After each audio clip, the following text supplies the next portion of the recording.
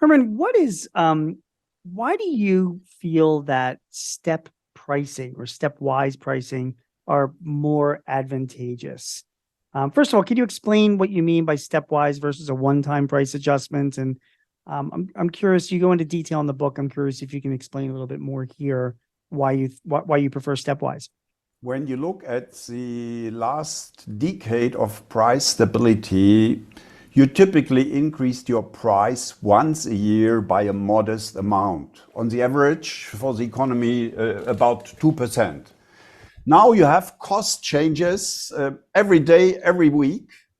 And the question is, should you wait a couple of months to adjust your prices, or should you do it more frequently? And our advice is very clearly do it more frequently. And we observe that with good companies. I know quite a few companies who have increased their prices 6 or 8 times in the course of 2022.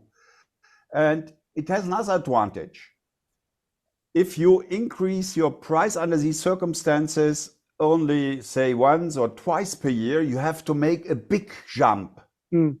And usually customers react very negatively to big price increases. So by doing it more frequently, you avoid these big jumps. So it's both from a behavioral and from a time perspective, advantages to increase prices more frequently in smaller steps instead of infrequently in one big step. Adam, Herman talks about doing this, frequently and with smaller increases, over the course of a period of time. I mentioned earlier about how, our parents and grandparents didn't have the data that a lot of businesses have today, back in the 70s. The other thing they did not have back then was technology, like communications, and I wonder, Adam, if you can speak to the importance, because this is part of the book as well, about if you're going to be doing consistent increases or frequent increases, stepwise to your customers, it's very, very important to be communicating with them. Correct? I mean, we have Outlook and Gmail now and CRM systems, and I'm curious if you can talk a little bit about why that's important.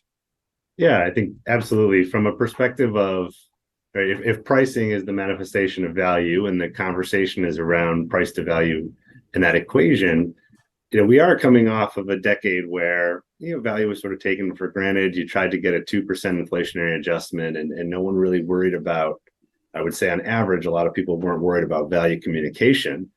One of the reasons that you can realize your pricing power or affect your pricing power over time is to communicate the value of your products.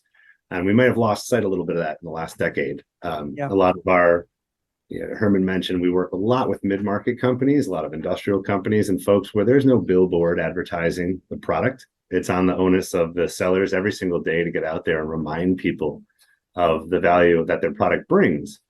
And if you think about where we are right now, if we're going through inflation and having to push prices at higher levels more frequent, the onus of reminding folks what they're getting, why it's valuable, what's going on, and then using digital tools. You mentioned a couple of things that we all have the spam in our inbox. We have constant reminders and drip feeds, but it does work and it does remind people over time.